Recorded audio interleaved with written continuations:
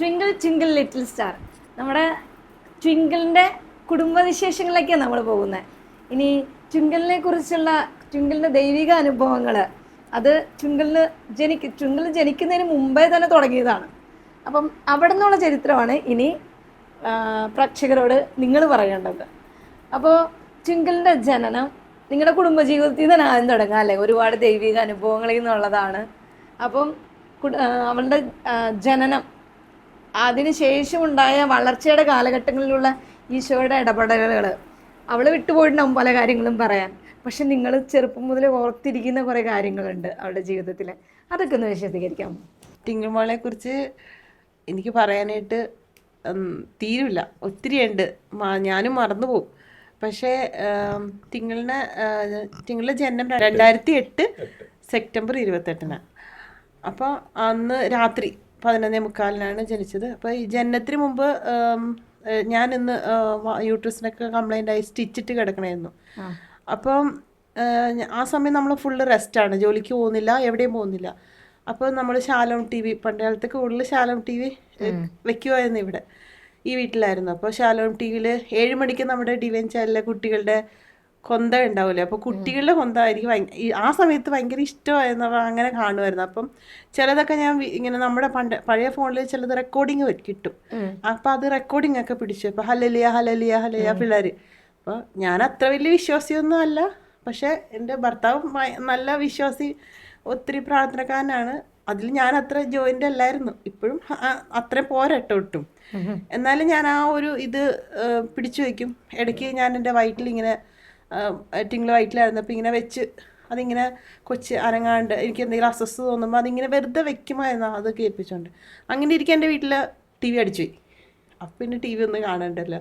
അങ്ങനെ ഞാനിങ്ങനെ ഈ കേട്ടതും അങ്ങനെ മാത്രമുള്ള ജീവിതമായിരുന്നു. അപ്പോൾ അതൊക്കെ ടിങ്കിൾ ഒരുപാട് ഉപകാരപ്പെട്ടു ശരിക്കും പറഞ്ഞാൽ. അതൊക്കെ കൊണ്ടായിരിക്കും ടിങ്കിളുടെ ജീവിതത്തിൽ ഇന്ന് വരെ കളിക്കുകയും ഈ വളരുകയൊക്കെ ചെയ്യുമ്പോൾ വചനങ്ങളാണ് ടിങ്കിളെ മുമ്പിലോട്ട് നടത്തിക്കൊണ്ടിരിക്കുന്നത്. അങ്ങനെ കുടുംബത്തിൽ അങ്ങനെ എന്തെങ്കിലും പ്രാർത്ഥന സമയങ്ങളിലോ അങ്ങനെ വചനം അറിയാതെ അവളിന്റെ വായിന്ന് വന്ന അങ്ങനെ എന്തെങ്കിലും അനുഭവങ്ങളൊക്കെ ഉണ്ടോ? അങ്ങനെ വെച്ചാൽ ടിങ്കിള് ചെറുപ്പത്തിൽ തന്നെ ഒരു 2.5 വയസ്സ് നമ്മൾ അത്രയും പ്രാർത്ഥനയിലോട്ട് അത്ര ജോയിൻ്റ് ആയിട്ട് പോകാൻ സമയമില്ല. അങ്ങനെ ഒരു പ്രശ്നങ്ങളിലൂടെ നടന്നു പോകുന്ന അവസ്ഥകളായതുകൊണ്ട്, എന്നാലും ഞങ്ങൾ എല്ലാ വർഷവും മുടങ്ങാണ്ട് ഡിവൈനിൽ പ്രസാദാരമായിരിക്കും. ഇപ്പോൾ നമുക്കുള്ള ജോലികളാണെങ്കിൽ പോലും അത് റീച്ചാൻ നിർബന്ധമായിട്ടാണ് ആദ്യമായിട്ട് പോകാൻ തുടങ്ങിയത്. എനിക്ക് ഒട്ടും താല്പര്യമില്ലായിരുന്നു. ഞാൻ പറയും, ബാധേനെ ഒഴിപ്പിക്കാൻ കൊണ്ടുപോകണയാണോ, അങ്ങനെ ഞാൻ ചോദിച്ചിട്ടുണ്ട്. എന്നാലും ഞങ്ങളങ്ങ് പോകും, വിളിച്ചതല്ലേ. അങ്ങനെ പോയ സമയങ്ങളിൽ നമ്മൾ പോയി വന്നപ്പോൾ ഒരു പ്രാവശ്യം കേൾക്കണേണ് ടിങ്കിൾ സങ്കീർത്തനം പറയുന്നു. സങ്കീർത്തനം പറയണോ 91? എനിക്ക് പോലും അറിയാൻ പാടില്ല, ഞാൻ പോലും ചെല്ലിയിട്ടില്ല നോക്കി. അതവള് റീച്ചന് ആരൊക്കെയൊക്കെ വായിക്കണ കേൾക്കുമ്പോൾ അവൾ ബാക്കി അങ്ങ് ചെല്ലുക. അങ്ങനെ അപ്പം നമ്മൾക്ക് തന്നെ 2.5 വയസ്സിലുള്ള കൊച്ച് സങ്കീർത്തനം വായിന്നു തന്നെ. എന്നാൽ സ്ഥിരമായ പ്രാർത്ഥനയുള്ള കുടുംബമല്ല, സ്ഥിരമായ പ്രാർത്ഥനകളില്ല. പക്ഷേ നമ്മൾ ഈ പോണ വഴിയിലുള്ള പ്രാർത്ഥനകളിലൂടെ ദൈവം ഇവളെ ടച്ച് ചെയ്തിട്ടുണ്ട്. പിന്നെ ഒരു പ്രാവശ്യം പള്ളിയിൽ കുർബാനയുടെ ഇടയ്ക്ക് ഇവൾ വചനങ്ങളെല്ലാം സഹിതം പറയുന്നു. പിന്നെ കളിക്കാൻ പോകുമ്പോൾ മെയിനായിട്ട് വചനങ്ങൾ എഴുതിയിട്ടാണ് കളിക്കുന്നത്. അപ്പോൾ ആ വചനങ്ങൾ എഴുതി വെച്ചിട്ടുണ്ടാവും എവിടെയെങ്കിലുമൊക്കെ. അങ്ങനെ എഴുതി വെച്ചിട്ടാണ് അവളുടെ ശക്തി, അതാണ് അവളുടെ ശക്തി. അങ്ങനെ റൂമിലാണോ എഴുതി വെക്കുക? ഇല്ല, ചിലപ്പോൾ ആരും കാണാണ്ട് അവൾ കളിക്കണ ബോർഡിൻ്റെ പുറകിലൊക്കെ എഴുതി വയ്ക്കും. എന്നിട്ട് അതിന് ആ പ്രദേശത്ത് എവിടെയെങ്കിലുമൊക്കെ വചനം എഴുതി വയ്ക്കും. പക്ഷെ അത് നമ്മൾ ആർബിറ്റർമാർ കാണുമ്പോൾ അതെന്തോ വേറെ ഒരു സംഭവമായിട്ട് അവർക്ക് തോന്നുമായിരിക്കും. എന്നാലും എവിടെയെങ്കിലുമൊക്കെ അല്ലെങ്കിൽ അവൾ മനസ്സിൽ പറയും. പിന്നെ ഒരു തോണം ഡിവൈനിൽ നിന്ന് വന്നപ്പോൾ ഒരു വചനം കണ്ടു. അത് ആ വചനം വരുന്നിട്ടെങ്കിൽ കൂടുതൽ സഫാനിയ അത് പറഞ്ഞേ, നിന്റെ ദൈവമായ കർത്താവ് വിജയം നൽകുന്ന യോദ്ധാവ് നിന്റെ മധ്യയിലുണ്ട്. അതാണ് കൂടുതലും ആ വചനമാണ് ടിങ്കിളിന് ഒരിടയ്ക്ക് കൂടുതലും മത്സരത്തിന് പറയാമോ ആ വചനം ഉറക്കെ? നിന്റെ ദൈവമായ കർത്താവ് വിജയം നൽകുന്ന യോദ്ധാവ് നിന്റെ മധ്യയിലുണ്ട്. സെഫാന്യ 3:17. അതായിരുന്നു ഒരു കാലഘട്ടത്തിൽ ഏറ്റവും കൂടുതൽ ചാമ്പ്യൻഷിപ്പുകൾ കിട്ടാനായിട്ട് ടിങ്കിൾ പ്രയോഗിച്ച വചനം. പിന്നെ കുഞ്ഞിലെ എനിക്ക് ഒട്ടും ഇഷ്ടമല്ല ചെസ്സ്. ഞാൻ എപ്പോഴും ചീത്ത പറയും, 2 പേരും തുടങ്ങണുണ്ടല്ലോ എന്ന് പറഞ്ഞ് ചീത്ത പറയും. പക്ഷെ അങ്ങനെ എന്നാലും ഞാൻ കളിക്കാൻ പോകുമ്പോൾ ഞാനല്ലേ കൊണ്ടുപോകേണ്ടത്. ഞാൻ എന്ത് പറയും, കുഞ്ഞു കൊച്ച് ഒരു 3-4 വയസ്സുള്ള ഞാൻ പറയും, മോനൊന്നും അറിയില്ല, നമ്മളെന്ത് കളിക്കാര്, നമുക്ക് വലിയ കോച്ചസ് ഇല്ല, വലിയ പഠനമില്ല, അപ്പോൾ നമുക്കൊരു കാര്യം ചെയ്യാം, നമുക്കൊന്നും അറിയില്ല, ഞാനൊരു കഥ പറഞ്ഞുതരാമെന്ന് പറഞ്ഞ് ഡിവൈനിൽ നിന്നൊരു ബുക്ക് കിട്ടിയിട്ടുണ്ടായിരുന്നു. ആ ബുക്കിലെ കഥ നോക്കി ദാവീദിന്റെ കഥ വായിച്ചു കൊടുത്ത്. അപ്പം ഞാനിങ്ങനെ പറഞ്ഞു, പണ്ട് ഒരു ദാവീദ് എന്ന് പറഞ്ഞൊരു കുഞ്ഞു ബാലനുണ്ടായിരുന്നു, ആള് കുഞ്ഞിതായിരുന്നു, അങ്ങനെയൊക്കെ ഞാൻ പറഞ്ഞു കൊടുക്കും. അപ്പോൾ എന്നൊക്കെ പറഞ്ഞുള്ള അത്ഭുതത്തോടെ നോക്കിക്കൊണ്ടിരുന്നു വെച്ചത്. അപ്പൊ കളിക്കണേ മുമ്പ് അവളുടെ ഉള്ളില് ശരിയല്ലേ പറയും ആ കഥ ദാവീദും ഗോലിയാത്തിന്റെ അപ്പൊ അവള് കഥ വലിയ ടഫ് പ്ലേസ് ആയിരുന്നു. ഞാൻ ദാവീദിന്റെ പൊസിഷനിലും ബാക്കി ഓപ്പോണൻസ് ഗോലിയാത്തിന്റെ പൊസിഷനിലും ഇരുന്നോണ്ട് കളിക്കാൻ. അപ്പം ഓരോ കളിയിലും ഞാൻ പറയുന്നേ, ഗോലിയാത്ത് ഇവിടെ ഇരിപ്പുണ്ട്, നമുക്കൊന്നും അറിയില്ലട്ടാ, ധൈര്യമായിട്ടിരുന്നോ, അവര് വലിയ പടച്ചട്ടയ്ക്ക് ഇരുന്നിട്ടാണ് ഗോലിയാത്തിരിക്കുന്നത്. ദാവീദിനാണ് ചട്ട എടുത്താലും പോകും. അതുപോലെയാണ് നിനക്ക് ഓപ്പണിങ് അറിയില്ല, ചെസ്സിന് ഒത്തിരി ഓപ്പണിങ് വേണം എന്നൊക്കെ ഇവര് പറയാറുണ്ട്. ഒന്നും അറിയില്ലാത്തൊരു കൊച്ചു പോയി ചെസ് കളിക്കണത്. അങ്ങനെ ചെസ് കളിച്ച് ഇവിടെ വരെ എത്തിയത് ടിങ്കിൾ എപ്പോഴും ദാവീദായിട്ട്. ആ ദാവീദായതുകൊണ്ട് മാത്രമാണ് ടിങ്കിള്. അപ്പം ദാവീദിനെ പോലെ ഞാൻ പറയും, ദാവീദ് പാട്ട് പാടി വചനം പാടപ്പം ഞങ്ങൾ അങ്ങനെ നമ്മൾ വചനങ്ങൾ ഇവിടെ പറഞ്ഞ് ശീലമുള്ളതുകൊണ്ട് വചനങ്ങൾ ഓരോന്നോരോന്ന് ഇപ്പോഴും അവൾ ചെയ്യണത്. അവളുടെ സങ്കടങ്ങൾ, ഒരുപാട് സങ്കടങ്ങളുണ്ട്. ആ സങ്കടങ്ങൾ അവൾ ചെയ്യണത് ഓരോരോ വചനങ്ങൾ എഴുതും. തോറ്റു കഴിഞ്ഞാൽ അപ്പം തന്നെ വീട്ടിൽ വന്ന് മിണ്ടൂല, പക്ഷെ വഴക്കിട്ടിരിക്കില്ല, മിണ്ടാണ്ട് വന്ന് വചനമൊക്കെ എഴുതി മതിലൊട്ടിക്കും. പൊട്ടപ്പെട്ട സ്ഥലങ്ങളാണെങ്കിലും അവൾ ഈ വചനങ്ങൾ എഴുതി ഒട്ടിച്ചൊട്ടിച്ച് വയ്ക്കും മതിലൊക്കെ. അപ്പം അങ്ങനെയാണ് അവളുടെ ജീവിതം ഈ ഇത്ര ദൂരത്തിൽ ഇവിടം വരെ എത്തിയത്. ഞാൻ ഒട്ടും പ്രതീക്ഷിച്ചിട്ടില്ല. എല്ലാം ദൈവത്തിൻ്റെ. പിന്നെ ഒരുപാട് അച്ഛന്മാർ തന്നെ ഇത് ഇവളുടെ കുർബാനയുടെ ഇവള് കുർബാനയുടെ പാട് കഴിഞ്ഞിട്ട് മുടങ്ങാണ്ട് കുർബാന കൂടുക. അപ്പോഴേക്കും കൊറോണയും വന്നു. അപ്പോൾ നമുക്ക് കൂടുതൽ അടുത്ത പരിചയമുള്ള അച്ഛന്മാർ ഇവളുടെ കുർബാനയിലൊക്കെ പങ്കെടുക്കുന്ന ശ്രദ്ധയിൽ പെട്ടു. അപ്പോൾ നമ്മൾ അടുത്തുള്ള കപ്പൂച്ചിൻ ആശ്രമത്തിലെ അച്ഛന്മാരൊക്കെ നമ്മൾ സഹായിക്കാൻ തുടങ്ങി. സഹായം എന്ന് വെച്ചാൽ കൊറോണ സമയത്ത് എല്ലാം അടച്ചു പോയപ്പോൾ ഡൽഹിയിലുള്ള ഒരു അച്ഛൻ വാട്സപ്പിൽ കുർബാന ചൊല്ലിത്തരും. അപ്പോൾ നമ്മൾ ആ വാട്സപ്പ് ഓൺ ചെയ്ത് വെച്ച് നമ്മളെല്ലാവരും ഇരുന്ന് കുർബാന കൂടും. അപ്പോൾ ഇവർക്ക് മലയാളം അറിയില്ല ആ കാലഘട്ടത്തിൽ. അപ്പം എന്ത് ചെയ്യും, ആ കുർബാനയ്ക്ക് വേണ്ടി അച്ഛൻ തീരുമാനിച്ചു, നീയാണ് ബൈബിൾ വായിക്കേണ്ടത്. അപ്പം അന്നത്തെ ദിവസം അവൾ ബൈബിൾ വചനം പഠിക്കും, ആ ബൈബിൾ വായന പഠിക്കും. അങ്ങനെ ആ കുർബാനയുടെ മധ്യത്തിൽ വായന ഇവള് ചെല്ലും. അങ്ങനെ അവൾ വായനയിൽ മലയാളത്തിലൊക്കെ കുറച്ചൊക്കെ അടുപ്പം കിട്ടി. അങ്ങനെ നമ്മൾ മുടങ്ങാണ്ട് കുർബാനയിൽ 4 വർഷം കൊറോണയുള്ള സമയത്തും അതിനിടയിൽ ഒരു ദിവസം നമ്മുടെ ബോബി അച്ഛൻ്റെ പേഴ്സണലായിട്ടുള്ള കുർബാന സമയത്ത് ഞങ്ങളെ 4 പേരെ ക്ഷണിച്ച് ആ കൊറോണ സമയത്ത് നമ്മുടെ ബോബി അച്ഛൻ ഞങ്ങൾക്ക് കുർബാന എഴുതി തന്നു. അങ്ങനെ ഇവളുടെ ആ കുർബാനയുടെ ഉള്ള താല്പര്യം ഞങ്ങളെയും ഒരുപാട് ഇതിലോട്ട് അടുപ്പിച്ചു. ഇങ്ങനെ വേണം, ഇങ്ങനെ പോകണം, ഈ അച്ഛന്മാരായിട്ട് അടുപ്പിച്ചുകൊണ്ട് നമ്മൾ എവിടെ ചെന്നാലും എവിടെയാണെങ്കിലും നമുക്ക് കുർബാന കൂടാൻ പറ്റും. അങ്ങനെ ഇവള് പിന്നെ ഒരു പ്രാവശ്യം നമ്മുടെ പ്രാർത്ഥനയൊക്കെ മറന്നുപോയപ്പോൾ, കുഞ്ഞായിരുന്നു, 3-4 വയസ്സുള്ളൂ, ഞാൻ പ്രാർത്ഥന മറന്നു, ഞാൻ നോക്കുക ഡെയിലി ചെല്ലണ്ട. പക്ഷേ ഈ കുഞ്ഞു കൊച്ചിരുന്ന് ഞാൻ എഴുതുന്നതിൻ്റെ ഇടയ്ക്ക് അവൾ ഒച്ചത്തി പറഞ്ഞു തരിക. ഞാൻ അത്ഭുതത്തോട് നോക്കി, 2 പേജുള്ള പ്രാർത്ഥനയാണ്, ഇവള് ഇത്ര പെട്ടെന്ന് എങ്ങനെ പഠിച്ചു? ഞങ്ങൾ പ്രാർത്ഥന ചെല്ലുമ്പോൾ അവളുടെ കൂടെ കളിച്ചടക്കണ കൊച്ച്.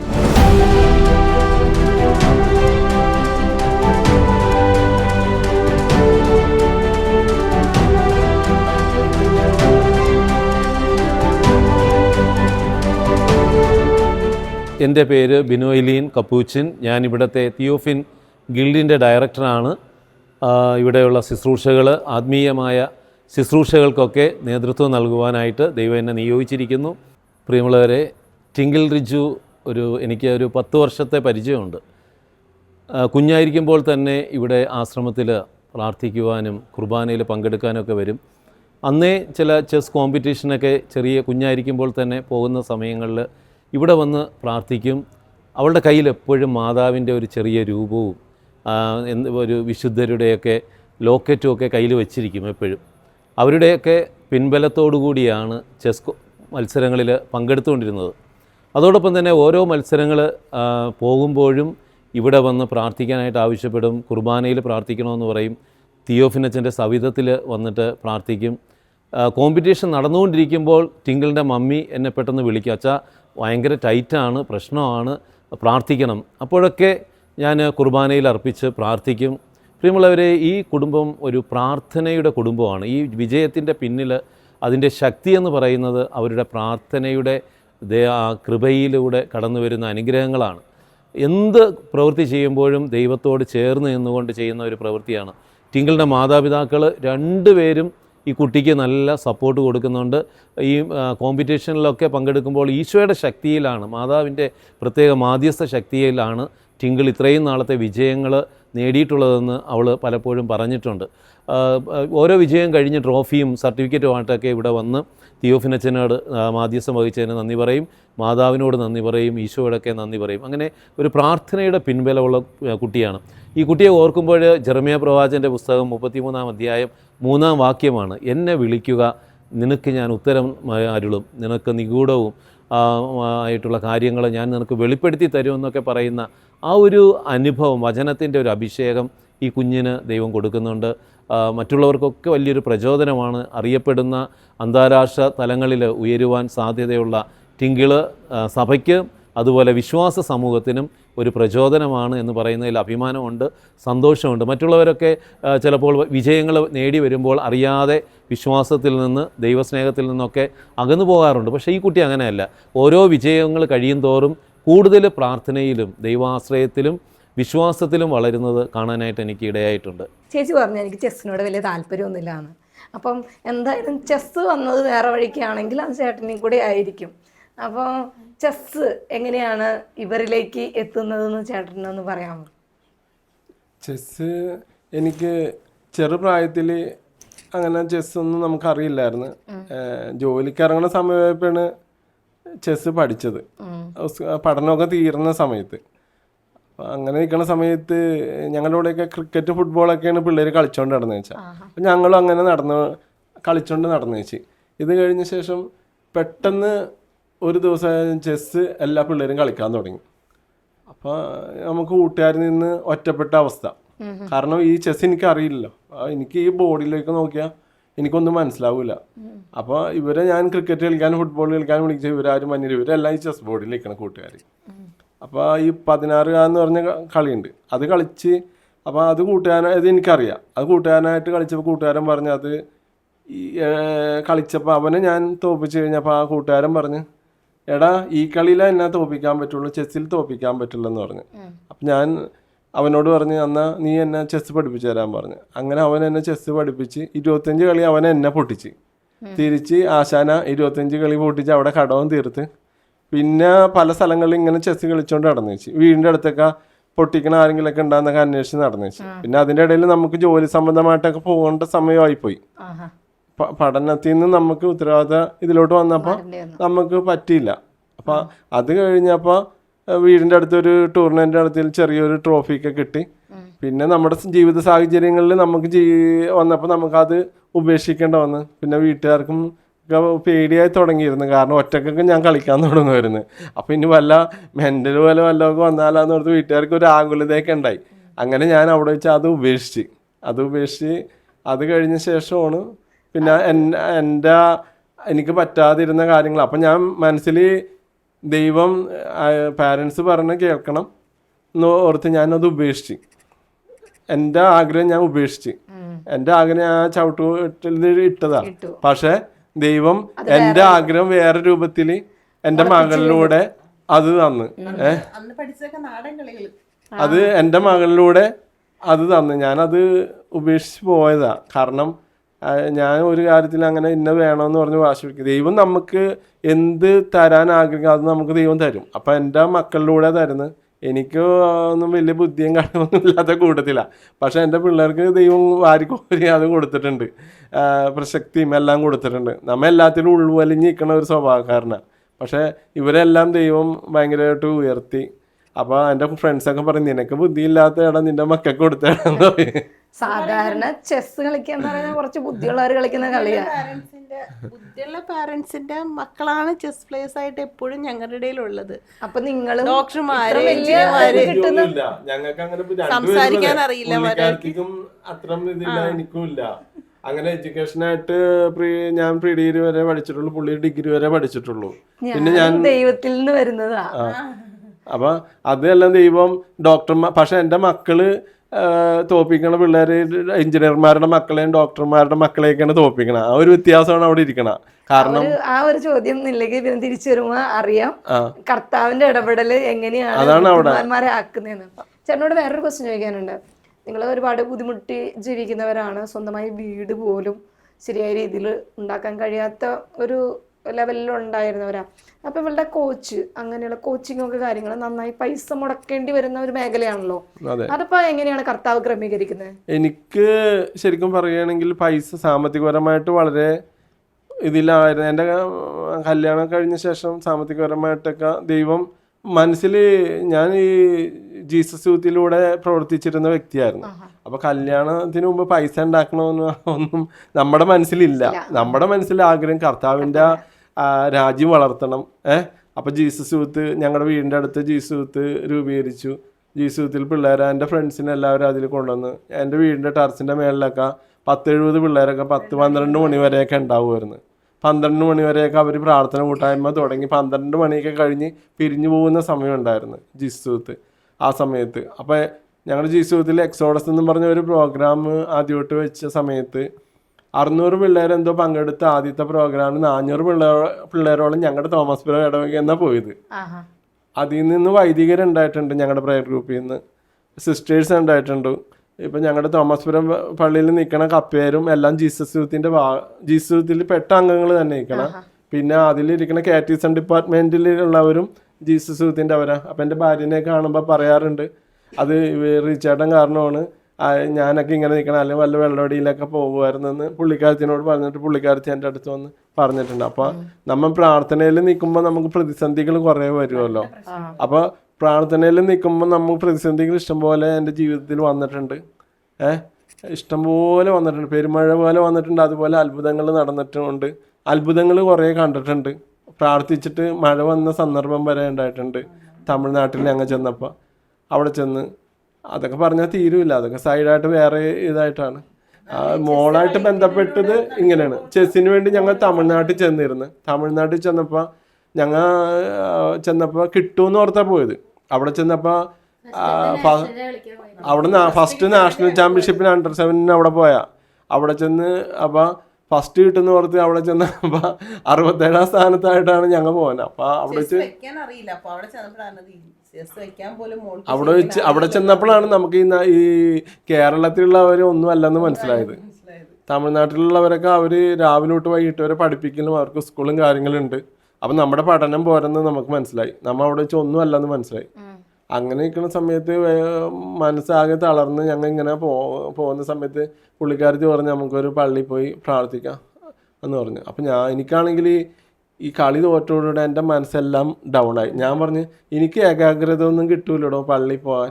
ഞാൻ വെറുതെ ഇങ്ങനെ ഇളക്കി, എനിക്ക് പള്ളിയിലോട്ട് കയറാനേ തോന്നില്ല. കുറച്ചു നേരം ഞാൻ ഇങ്ങനെ നിൽക്കട്ടെ എന്ന് പറഞ്ഞ് എനിക്ക് പള്ളിയിൽ പോയാലാണ് ഇത്തിരി ആശ്വാസം കിട്ടും, എനിക്ക് വേണ്ടി വാന്ന് പറഞ്ഞു. അപ്പം ഞാൻ പറഞ്ഞു എന്നാൽ ശരി, തനിക്ക് വേണ്ടി ഞാൻ അങ്ങോട്ട് വരാമെന്ന് പറഞ്ഞാൽ അവിടെ ഒരു തോമസ്ലിയുടെ പഴയ പള്ളിയുണ്ട്. അവിടെ ചെന്ന് പ്രാർത്ഥിക്കാൻ പോയി. അവിടെ വെച്ച് ഇഷ്ടംപോലെ അത്ഭുതങ്ങൾ നടക്കണം ജീവിതത്തിൽ. കർത്താവ് ഇടപെടുന്ന അനുഭവങ്ങൾ കുറെ അനുഭവിക്കണം.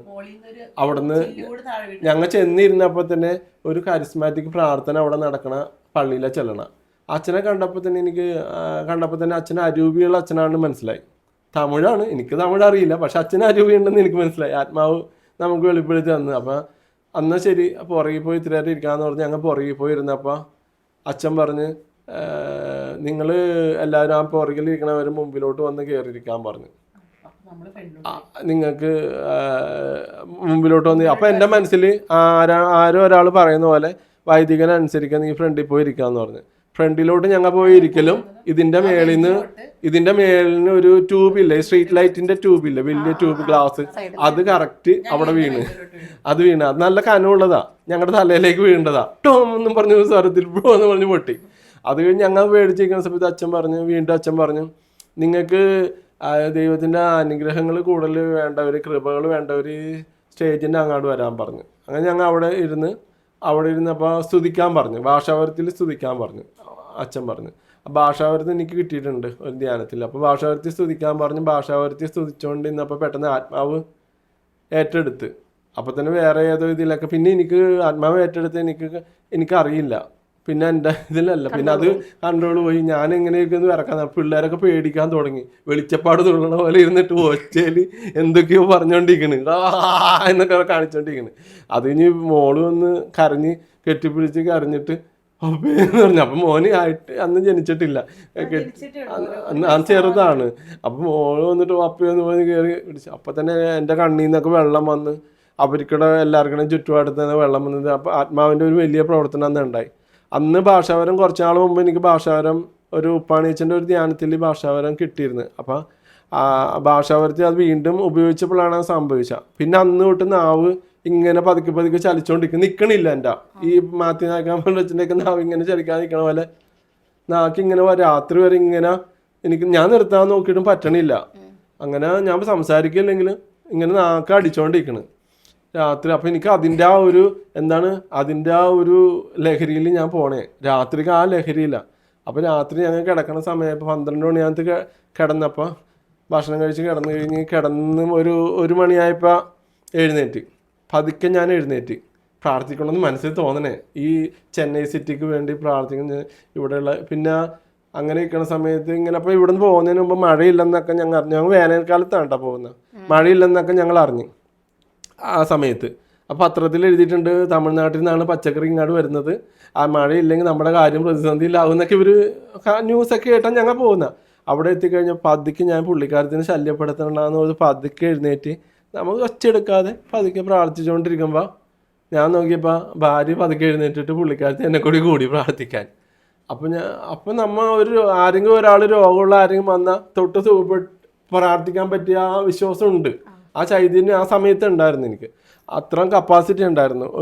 ഏത് അസുഖം പറഞ്ഞാലും പ്രാർത്ഥിച്ചാൽ നടക്കും. അപ്പോൾ പുള്ളിക്കാരത്തി എന്നോട് ഒരു കാര്യം ആവശ്യപ്പെട്ട്, ടീച്ചേട്ടാ നമുക്ക് ഈ മഴയില്ല ഇവിടെ, മഴയ്ക്ക് വേണ്ടി പ്രാർത്ഥിക്കണമെന്ന് പറഞ്ഞു. അപ്പോൾ ഏകദേശം ഒരു 4 മണിക്ക് 6 ആയിട്ടുണ്ട്. 1 മണിക്കൂറോളം പ്രാർത്ഥിച്ചു ഭാഷാവരത്തിന്. അപ്പോൾ മഴയ്ക്ക് വേണ്ടി പ്രാർത്ഥിക്കണമെന്ന് പറഞ്ഞപ്പോൾ ശരി മഴയ്ക്ക് വേണ്ടി പ്രാർത്ഥിക്കാമെന്ന് പറഞ്ഞ് ഞങ്ങൾ പ്രാർത്ഥിച്ച് 4 മണിയായ 1 മണിക്കൂർ 3 മണി 4 മണി വരെ എന്തോ പ്രാർത്ഥിച്ച് കിടന്ന് വെളുപ്പിന് 6 മണിയായപ്പോൾ സ്റ്റേഡിയം കംപ്ലീറ്റ് മുങ്ങിപ്പോയി. അത് വേനൽക്കാലത്താണ് കേട്ടോ, വർഷക്കാലത്തല്ല. ആ ഒറ്റ ദിവസം മഴ പെയ്ത്, ബാക്കിയുള്ള ദിവസങ്ങളൊന്നും പെയ്തില്ല, തലേന്നും പെയ്തില്ല. കർത്താവിൻ്റെ വലിയൊരു സൈനായിരുന്നു അത്. ജീവിതത്തിൽ പുള്ളിക്കാരത്തേക്കും അത് അങ്ങനെ ജീവിതത്തിൽ ഇഷ്ടംപോലെ അത്ഭുതങ്ങളുണ്ട്. പിന്നെ മോളുടെ കാര്യം പറയുകയാണ്, ഇതെൻ്റെ പേഴ്സണലായിട്ടുള്ള കാര്യമാണ്. മോളെ നമ്മൾ ഇൻ്റർവ്യൂ ചെയ്യണമല്ലോ. ഞാൻ ചെസ്സിൽ കിട്ടിയില്ലെങ്കിൽ ചില പിള്ളേരൊക്കെ തല്ലും പാരൻസൊക്കെ. ഞാൻ പറയും പോട്ടെ മോളെ, കിട്ടിയില്ലെങ്കിൽ പോട്ടെ, നമുക്ക് അടുത്ത കളി കിട്ടും മോളെ എന്ന് പറയും. നമുക്ക് ദൈവം ഒരു വചനങ്ങളില്ല, ദൈവം നിന്നെ തക്ക സമയത്ത് ഉയർത്തും എന്ന് പറഞ്ഞാൽ നമ്മളതിന് ടെൻഷൻ അടിക്കേണ്ട ആവശ്യമില്ല. അതാണ് എൻ്റെ മനസ്സിൽ. ദൈവം വഴി നടത്തിയിട്ടുണ്ടെങ്കിൽ ദൈവം തന്നെ നടത്തിക്കോളും. ഭാര്യനോട് വന്നിട്ട് ഒരു കൊച്ചിൻ്റെ അപ്പം വന്നിട്ട് പറഞ്ഞ്, ആ കൊച്ച് ടിങ്കിളേക്കാൾ വലിയ പൊസിഷനിൽ നിൽക്കണ കൊച്ചാ. ആ കൊച്ചിൻ്റെ അപ്പം വന്നിട്ട് പറഞ്ഞ്, ടിങ്കിളപ്പം കളിയിലൊക്കെ കുറേ നാൾ നമുക്ക് മന്ദഗതിയിലായിരുന്നു. ജീവിതത്തിൽ അങ്ങനെ ചില കാര്യങ്ങൾ നമുക്ക് അണ്ടർ 7 കിട്ടിക്കഴിഞ്ഞ ശേഷം മോൾക്ക് അധികം ഉയർച്ച ഉണ്ടായില്ല. അപ്പോൾ ആ ഉയർച്ച ഇല്ലാണ്ട് കുറേ നാളിങ്ങനെ ഇതായിട്ട് പോയിക്കൊണ്ടിരിക്കണേ. അപ്പോൾ നമ്മുടെ ആത്മീയ ജീവിതത്തിൽ ചില സമയത്ത് അതേപോലെ മന്ദഗതി വരുമല്ലോ, അതേപോലെ പോയിക്കൊണ്ടിരിക്കുമ്പോൾ ആ കൊച്ചിൻ്റെ അപ്പം വന്നിട്ട് ഭാര്യനോട് പറഞ്ഞ്, അതേ ചെസ്സിലൊന്നും ആയില്ല, അങ്ങോട്ട് അടിച്ചു വളർത്തണം, ആ ടിങ്ങളെയൊക്കെ അടിച്ചങ്ങോട്ട് വളർത്ത്, അപ്പോൾ ശരിയായിക്കോളൂ എന്ന് പറഞ്ഞു. പുള്ളിക്കാരത്തി വന്നിട്ട് എന്നോട് വന്നിട്ട് പറഞ്ഞ്, ചേട്ടാ ആ കൊച്ചൊക്കെ വലിയ ചാമ്പ്യനൊക്കെയാണ്, നല്ല സ്റ്റാൻഡേർഡിൽ നിൽക്കണേ. അപ്പം അങ്ങനെ പറഞ്ഞ കൊച്ചിനെ ആ കൊച്ചിൻ്റെ അപ്പം വന്ന് പറഞ്ഞല്ലോ, ഈ കൊച്ചിനെ ടിങ്ങൾ തോപ്പിച്ചിട്ടുണ്ട്. ആ കൊച്ചി ഇതിനു വേണ്ടി തന്നെ നടക്കണ ഒരു കൊച്ചാ. ആ കൊച്ചി ഇപ്പം പതുക്കെ അത്രം നമ്മൾ പ്രതീക്ഷിച്ച പോലെ ഇതായി ചെയ്തില്ല. ഈ കോച്ചുകളെയൊക്കെ അപ്പൊ എങ്ങനെയാണ് ഇവൾക്ക് പ്രൊവൈഡ് ചെയ്യാൻ പറ്റുക? നല്ല പൈസ ഒക്കെ ആയിരിക്കും? നല്ല പൈസ വരും. എന്നെ സംബന്ധിച്ച് നമുക്ക് ജീവിക്കാനുള്ള സെറ്റപ്പ് മാത്രമേ ആദ്യം ഉണ്ടായിരുന്നുള്ളൂ. അപ്പൊ അതെങ്ങനെ ദൈവം എങ്ങനെ അനുവദിച്ചു കൊടുക്കുന്നത്? ദൈവം സാമ്പത്തികപരമായിട്ടും ദൈവം ചെയ്തു തന്നെന്നാണ് എന്നെ സംബന്ധിച്ച് പറയുന്നത്. കാരണം ഇന്റർനാഷണൽ മത്സരത്തിൽ വരെ പങ്കെടുത്ത് സമയസമയത്തിന് കോച്ചുകൾ റെഡിയായി. അതെല്ലാം കോച്ച് മാത്രമല്ല, സമ്പത്തും റെഡിയായി വരുന്നു. അതാണ് അത്ഭുതം. പൈസ എന്ന് പറഞ്ഞു കഴിഞ്ഞാൽ ആദ്യം നമുക്ക് ആ സമയത്ത് ദൈവം അതിന്റെ ഇത് ചെയ്തു തരും. ആരെങ്കിലുമൊക്കെ വഴി. പക്ഷെ എല്ലാ ദിവസവും ദൈവം അന്നു വേണ്ട അപ്പം അതാണ് തന്നെ അല്ലേ? മനസ്സിലായ, കൂടുതലുമില്ല കുറവില്ല. ചില സമയത്ത് ഒരു 100 രൂപ എടുക്കാൻ പറ്റാത്ത അവസ്ഥ ഉണ്ടാറുണ്ട്, ഇപ്പോഴും ഉണ്ടാറുണ്ട്. പക്ഷെ ദൈവം ആ തക്ക സമയത്ത് ദൈവം തരുമെന്നൊരു ഉറപ്പ്. ദൈവം തരും. വീടില്ല എന്ന് ഞങ്ങൾ പറയും. അപ്പൊ നാം മിണ്ടാതിരിക്കും, ദൈവം അതിലെ കൂടുതൽ നമുക്ക് തന്നോണ്ടിരിക്കണം. അപ്പൊ നമ്മൾ ഇതെല്ലാം സഹിച്ചാലാണ് ഇതിലൂടെ മക്കള് വളരുള്ളൂ. ഓ അങ്ങനെ കേട്ട് നമ്മൾ ഒതുങ്ങും. ഒരു വചനം ഉണ്ടല്ലോ, ഫിലിപ്പിയർ 4:19, അവിടുത്തെ സമ്പന്നതയിൽ നിന്നും നമുക്ക് ആവശ്യമുള്ളത് യേശുക്രിസ്തു വഴി നിങ്ങൾക്ക് ആവശ്യമുള്ളതെല്ലാം നൽകപ്പെടും. ദൈവത്തിന്റെ സമ്പന്നതയിൽ നിന്ന്. നമ്മുടെ പിതാവ് സമ്പന്ന, ഈ സമ്പത്തും എല്ലാത്തിൻ്റെയും അധിപനാണ് നമ്മുടെ ദൈവം. അവന്റെ സമ്പന്നതയിൽ നിന്ന് നമുക്ക് ആവശ്യമുള്ളത് വരും. പിന്നെ വിശ്വാസം വഴിയാണ് നിങ്ങൾ ഇതെല്ലാം നേടിയെടുത്ത് പറഞ്ഞത്. അബ്രാഹത്തിന് വിശ്വാസമാണ് അബ്രാഹത്തിന് നീതീകരിച്ച. അപ്പൊ വിശ്വാസം ഇല്ലെങ്കിൽ മുഴങ്ങുന്ന ചേങ്ങലെന്ന് പറയണ.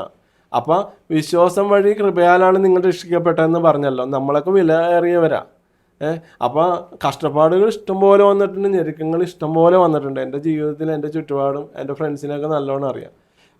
കഷ്ടപ്പാടുകൾ, ഞെരുക്കങ്ങൾ, ഒറ്റപ്പെട്ട അനുഭവങ്ങൾ ഉണ്ടായിട്ടുണ്ട്. പക്ഷെ ഇതിലെല്ലാം ദൈവം വഴി നടത്തും. ഇപ്പൊ ടിങ്കമോക്ക് വേറെ പറയാനുള്ള, ഇപ്പോഴും ഓർക്കേണ്ടത്, ടിങ്കമോക്ക് കളിക്കാൻ നേരത്ത് തലവേദന വന്നിരുന്നു. അതൊരു അത്ഭുതമാണ്. അപ്പൊ ആ ഒരു 5-6 മാസമായിട്ടുള്ള. അപ്പൊ അങ്ങനെ നിൽക്കുന്ന സമയത്ത് ഡിവൈനിൽ ചെല്ലുമ്പോൾ ഞങ്ങള് എവിടെ ചെന്നാലും ഈ അച്ഛന്മാരെല്ലാം ഞങ്ങളുടെ മുമ്പിൽ വരും. മാത്യനായക്കാമ്പുള്ളി അച്ഛനും പനക്കൽ അച്ഛനും പിന്നെ ഇവിടുത്തെ കൃപാസനത്തിൽ വാദിക്കാൻ ഞങ്ങൾ പോയി ഇറങ്ങിയപ്പോൾ ആ ജോസഫ് അച്ഛനെ കാണാൻ വേണ്ടി ആൾക്കാർ ക്യൂ നിൽക്കുന്നു. പക്ഷെ ഞങ്ങൾ ചെന്ന് ഇറങ്ങിയപ്പോൾ അച്ഛൻ അവിടെ ഞങ്ങളുടെ മുമ്പിൽ പ്രത്യക്ഷപ്പെട്ട് അച്ഛൻ ഞങ്ങൾക്ക് വേണ്ടി പ്രാർത്ഥിച്ചു. അപ്പോൾ വേറെ ആൾക്കാർ വന്നിട്ട് ഇത് കണ്ടിട്ട് അവർ പ്രാർത്ഥിക്കാൻ വേണ്ടി ചെന്ന്. പക്ഷെ അച്ഛൻ അപ്പം തിരക്കായിട്ട് അച്ഛൻ വേറെ വഴിക്ക് പോണ്. ഇതൊക്കെ ഞങ്ങൾ കണ്ടോണ്ടിരിക്കണേ. അച്ഛൻ ടിങ്ങളെ വിളിച്ചിട്ട് പ്രാർത്ഥിക്കുന്നത്.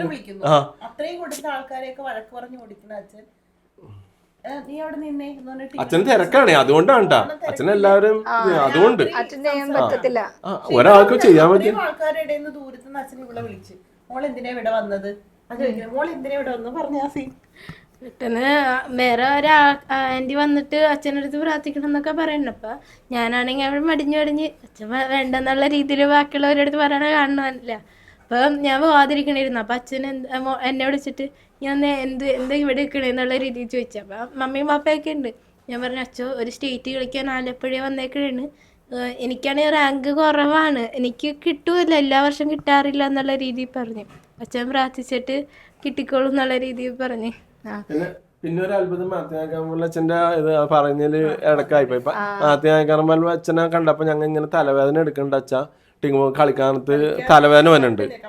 അപ്പൊ അച്ഛൻ പറഞ്ഞ് ആദ്യം അച്ഛൻ തമാശക്ക് പറഞ്ഞു, തലവേദന നീ കളി നിർത്തിക്കോ, തമാശ രൂപയാണ് പറഞ്ഞ്, അയ്യോ നിനക്ക് തലവേദന എടുക്കണ്ട, അന്ന് നീ ചെസ് കളിക്കണ്ട എന്ന് പറഞ്ഞു. അപ്പം ഞങ്ങൾ ആകെ ഇതായി പോയി. അച്ഛൻ അങ്ങനെ പറഞ്ഞോ?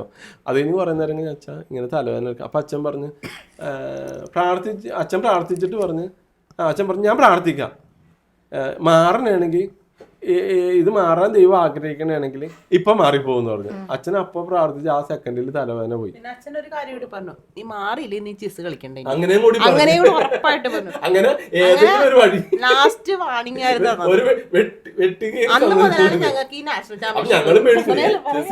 അന്ന് മുതൽ ഇങ്ങനെ ടൂർണമെന്റ് വീണ്ടും ജയിക്കാൻ തുടങ്ങി. ഇങ്ങനെ കിട്ടാത്ത ടൂർണമെന്റ് പ്രതീക്ഷിക്കണില്ല, എത്തുമ്പോഴും തോക്കുന്നുള്ള രീതിയിലാണ് സാധാരണ. ആ ടൂർണമെന്റ് എല്ലാ വർഷം എല്ലാ വർഷം തോറ്റു തിരിച്ചു വരുന്നു, അങ്ങനെയൊക്കെ. അന്ന് മുതൽ ഞങ്ങൾ ഇതെടുത്തോണ്ടൊന്നല്ല പോകുന്ന, ഞങ്ങൾ പനക്കലച്ചന്റെ അനുവാദം ഒന്നും മേടിച്ചല്ല കാണുന്നത്. അത് ഓട്ടോമാറ്റിക് ആയിട്ട് പനക്കലച്ചനും ഞങ്ങൾക്ക് കാണാൻ പറ്റും, മാത്യനാക്കാനും കാണാൻ പറ്റും. അതിന് ദൈവം ആ അവസരം ഞങ്ങൾക്ക് തരും, ഒരുക്കി തരും. ഈ കഴിഞ്ഞ ദിവസം ചെന്നപ്പോ അവിടെ നിന്നപ്പോ പനക്കലച്ചൻ കറക്റ്റ് ഒന്നെങ്കിൽ ഇവര് UK അവിടെ ഇവിടെയൊക്കെ പോണല്ലോ ഈ വചനം പ്രസംഗിക്കുക, അമേരിക്കയിൽ അവിടെ ഇവിടെയൊക്കെ. ഞങ്ങൾ പോകുന്ന ദിവസം അവിടെ അച്ഛനെ ഉണ്ടാവും. അപ്പൊ ഒരു പ്രാവശ്യം ഇതേപോലെ അച്ഛനെ കാണാൻ വേണ്ടി അവിടെ ചെന്നപ്പോ ആ പത്രം വായിച്ചോണ്ടിരിക്കണം അച്ഛൻ. അപ്പൊ ചെന്നപ്പോ പുള്ളിക്കാരനോട് ചോദിച്ചു, പുള്ളി പറഞ്ഞു, ദീ അച്ഛൻ അവിടെ ഉണ്ടല്ലോ എന്ന് പറഞ്ഞു. ചെന്നപ്പോ അച്ഛനെ അങ്ങനെ കണ്ട് സംസാരിച്ച് അച്ഛൻ പ്രാർത്ഥിച്ചു പോന്നു. ഇപ്പൊ ഈ പ്രാവശ്യം ചെന്നപ്പോഴും അത് അച്ഛനെ കാണാൻ പറ്റും. പറഞ്ഞു, ഞങ്ങൾക്ക് മോൾക്ക് ഇത്ര ട്രോഫികളൊക്കെ കിട്ടിയിട്ടുണ്ട്, അപ്പൊ അച്ഛൻ പ്രാർത്ഥിക്കണം. ആണോ ഇത്രയും ട്രോഫികൾ കിട്ടിയിട്ടുണ്ടോ, നമുക്ക് ഗുഡ്നെസ്സില് അത് കൊടുക്കാന്ന് പറഞ്ഞു. അപ്പൊ ലോക്ക്ഡൌണിന് തൊട്ട് മുമ്പ് അപ്പൊ എന്താ പറഞ്ഞത്? അപ്പൊ ഞാൻ പറഞ്ഞു, അച്ഛാ ഇത് നാഷണലൊന്നും അധികം കിട്ടി, അന്ന് സ്റ്റേറ്റ് ഒക്കെ അല്ലേ കിട്ടിയിട്ടുള്ളൂ. അത് ഇഷ്ടംപോലെ ട്രോഫികളുണ്ട്, ഇതേപോലെ തന്നെ വീട്ടിലുണ്ട് ഇഷ്ടംപോലെ. അപ്പൊ അത് കുറച്ചേ ഉള്ളൂ, മെയിൻ ടൂർണമെന്റ് ട്രോഫികളൊന്നും നമുക്കൊരു അച്ഛാ ഇത് നാഷണൽ കിട്ടിയിട്ടില്ല, വേൾഡ് കിട്ടിയിട്ടില്ല, ഇത്രയും കിട്ടിയ പോരെ. അങ്ങനെ 3 വർഷമായി ഗുഡ്നസിന്റെ അടുത്ത് ഞങ്ങൾ പറയാൻ വേണ്ടി നിൽക്കുമ്പോ പല ഇതിലും മുടങ്ങി പോകുന്നത്. അപ്പൊ ഞാൻ ചോദ്യം നേരെ ഇവിടുന്ന് ഇങ്ങോട്ടേക്ക് കൊടുക്കുകയാണ്. എനിക്കറിയേണ്ടതേ, കുറച്ച് മുമ്പ് പപ്പ പറഞ്ഞു ബുദ്ധിമാന്മാരൊന്നല്ല ഞങ്ങൾ. പൊതുവെ ജനങ്ങളുടെ ഇടയിൽ ഒരു ധാരണയുണ്ട്, ചെസ്സ് കളിക്കുന്നവർക്ക് കുറച്ച് ബുദ്ധി ലെവലിൽ കുറച്ച് മിന്നി നിൽക്കുന്ന ആൾക്കാരാണ്, അതുപോലെ തന്നെ മാത്സ് ഒക്കെ കുറച്ച് കൂടുതൽ നന്നായി അറിയുന്ന ആൾക്കാരായിരിക്കും. അതേക്കുറിച്ച് എന്തായിരിക്കും ട്വിങ്കിളിന് പറയാണ്ടാവുക? എല്ലാവരും എന്നെ കാണുന്നവരെല്ലാവരും തന്നെ മിക്കവരും ചോദിക്കും ചെസ് പ്ലെയർ ആണെന്ന് അറിയുമ്പോൾ തന്നെ എൻ്റെ അടുത്ത് ചോദിക്കുന്ന ആദ്യത്തെ ക്വസ്റ്റ്യൻ മാത്സ് എളുപ്പമായിരിക്കുമല്ലോ എന്ന്. എനിക്ക് പറയാനുള്ളത്, എന്നെ സംബന്ധിച്ചോളം മാത്സ് എനിക്ക് എളുപ്പമല്ല. ചെസ് കളിക്കണതിൽ മാത്സ് അറിയില്ലാത്ത ആദ്യത്തെ ആളായിരിക്കും ഞാൻ ചിലപ്പോൾ. അപ്പൊ അതിന് പുറകിൽ എന്തായിരിക്കും? ദൈവമാണ് എനിക്ക് ഇതേവരായിട്ട് കൈപിടിച്ച് നടത്തിക്കൊണ്ടിരിക്കണം. ബോർഡ് എക്സാം പോലും ഞാൻ എങ്ങനെ എഴുതണം എന്നുള്ള രീതിയിലായിരുന്നു. 9ാം ക്ലാസ് വെച്ച് ഫൈനൽ എക്സാമിന് വെച്ചാണ് എനിക്ക് ബീഹാർ നാഷണൽ കിട്ടിയത്, സെക്കൻഡ് റണ്ണർ അപ്പായിട്ട് കിട്ടിയത്. അപ്പം എനിക്ക് എക്സാം എഴുതിയിട്ടില്ല, അപ്പോഴും മാത്സ് എക്സാം മിസ്സായി പോയായിരുന്നു. റീടെസ്റ്റ് എഴുതണം എന്ന് അവര് പറഞ്ഞ്. അവര് 3 ദിവസമാണ് സമയം തന്നിട്ടുണ്ടായിരുന്നത്. 3 ദിവസത്തില് അവര് ഒരു പപ്പ എനിക്ക് മാത്സ് അറിയാതെ ഞാൻ ഇങ്ങനെ 3 ദിവസത്തിൽ എഴുതും. അപ്പൊ പപ്പ ഇങ്ങനെ അന്വേഷിക്കാൻ തുടങ്ങി, ട്യൂട്ടർ വേണമല്ലോ എന്നുള്ള രീതിയിൽ അന്വേഷിക്കാൻ തുടങ്ങി. 5 ദിവസം 5 ദിവസം ഞങ്ങളുടെ കയ്യിലുണ്ട്. 5 ദിവസത്തില് ഒരു ട്യൂട്ടറെ അന്വേഷിക്കാൻ തുടങ്ങി. 3 ദിവസമുള്ള സമയത്ത് ഒരു ട്യൂട്ടറെ കിട്ടി. 7ാം ക്ലാസ് വരെ പഠിപ്പിക്കണ ഒരു ആൻറ്റിക്കാണ് എൻ്റെ ടെക്സ്റ്റ് ബുക്ക് കണ്ടിട്ടൊന്നും മനസ്സിലാവുന്നില്ല. ആൻറ്റി പറഞ്ഞു ഒരു ചേച്ചി 2 ചേച്ചിമാരുണ്ട്, അവർ സി എക്കാരാണ്, പഠിക്കണവരാണ്, അവരുടെ അടുത്ത് ഒന്ന് ചോദിച്ചു നോക്കാൻ പറഞ്ഞ്. അങ്ങനെ ഇനി ലാസ്റ്റ് 4 ദിവസം 4 ദിവസമുള്ള സമയത്ത് തന്നെ ഞാനാണെങ്കിൽ എന്തായാലും 4 ദിവസം ഉള്ളൂ, 14 ചാപ്റ്റർ ഏകദേശം എന്തോ ഉണ്ട്, ഞാൻ ഒന്നും തുടങ്ങിയിട്ടില്ല നല്ല രീതിയിൽ. അവരുടെ അടുത്ത് ചോദിച്ചപ്പോ വീണ്ടും ഇത് പോയി, ഒരു ദിവസം എന്താണെന്ന് നോക്കണം എന്നുള്ള രീതിയിൽ പറഞ്ഞു. അങ്ങനെ ലാസ്റ്റ് 2 ദിവസം എൻ്റെ മുമ്പിലും ചേച്ചിമാർ എൻ്റെ കൂടെ ഉണ്ടായിരുന്നു. എന്നിട്ട് 6 മണിക്കൂർ വെച്ച് ഒരു ദിവസം വെച്ച് പഠിച്ച് ഞാൻ മൊത്തം ചാപ്റ്റർ, മൊത്തം ടെക്സ്റ്റ് ബുക്ക് 6 മണിക്കൂർ ഒരു ദിവസം വെച്ച് 2 ദിവസം ഞാൻ പഠിച്ച്. അങ്ങനെ പോയി എക്സാം എഴുതി പാസ്സായി. അപ്പൊ ദൈവത്തിന്റെ ജ്ഞാനമാണ് എല്ലാത്തിനും വലുതല്ലേ. അപ്പൊ ഞാൻ വീണ്ടും ഒരു ചോദ്യം ഇവിടെ നിന്ന് തന്നെ തുടങ്ങുകയാണ്, ആർക്കാണെങ്കിൽ ഉത്തരം പറയാം. ഓക്കെ, നീ പ്രാർത്ഥിച്ച് ഒരാളെ കൂടെ നമ്മുടെ കുടുംബത്തിലേക്ക് കിട്ടിയിട്ടുണ്ട് അല്ലേ? അവരുടെ റോള് നിന്റെ ജീവിതത്തിൽ എന്താണ് എന്ന് പറയാമോ? അവൻ നന്നായിട്ട് മോട്ടിവേറ്റ് ചെയ്യുന്ന ആളാണ് എന്നെ സംബന്ധിച്ചോളം. പിന്നെ അച്ഛനെ അന്ന് കാണാൻ പോയിന്ന് പറഞ്ഞില്ലേ, പനക്കലച്ഛൻ ലോക്ക്ഡൌണിന് മുമ്പ് എന്നെ കണ്ടപ്പോ പറഞ്ഞായിരുന്നു, ഇവനാണ് എന്നെ കൈപിടിച്ച് നടത്താൻ പോണതും മോട്ടിവേറ്റ് ചെയ്യാൻ പോണെന്ന്. ഇപ്പോഴും അത് കറക്റ്റ് തന്നെയാ.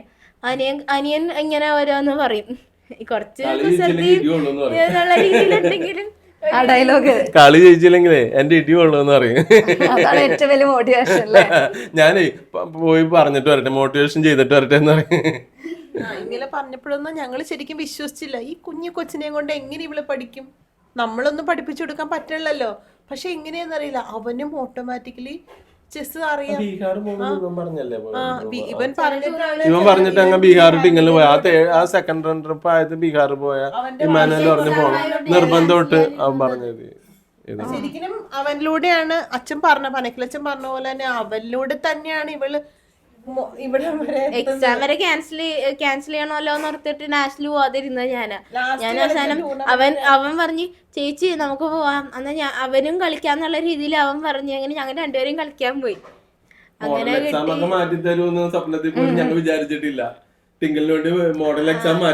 പിന്നെ 10th 2 മോഡലാണ് എന്റെ മിസ്സായത്. മറ്റേ തായ്ലൻഡ്, ആന്ധ്ര, ഈ 2 ഇതിനും അവൻ തന്നെ പറഞ്ഞത് പോവാലോ എന്നുള്ള രീതിയില്. അവർക്ക് സ്കൂളിലെ എല്ലാ പിള്ളേരും ജയിക്കുന്ന പിള്ളേരാണ്. അവന് ഒട്ടും പ്രതീക്ഷിക്കാതെ അണ്ടർ 17 ഡിസ്ട്രിക്ട് ഈ വർഷത്തെ ചാമ്പ്യൻ എന്നെ കൊണ്ടുപോകാൻ വേണ്ടിട്ട് അവൻ